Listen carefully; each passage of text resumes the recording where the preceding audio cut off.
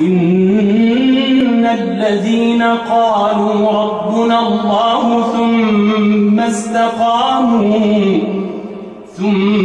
استقاموا تتنزل عليهم الملائكة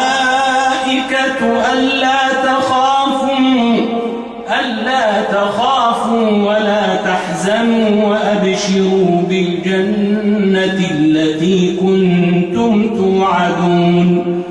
نحن أولياؤكم في الحياة الدنيا وفي الآخرة ولكم فيها ما تشتهي أنفسكم ولكم فيها ما تدعون نزلا من غفور رحيم ومن أحسن قولا ممن دعا إلى الله وعمل صالحا وقال إنني من المسلمين ولا تستوي الحسنة ولا السيئة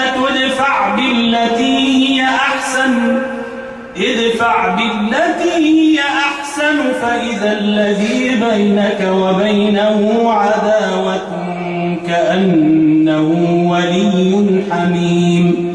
وما يلقاها إلا الذين صبروا وما يلقاها إلا ذو حظ عظيم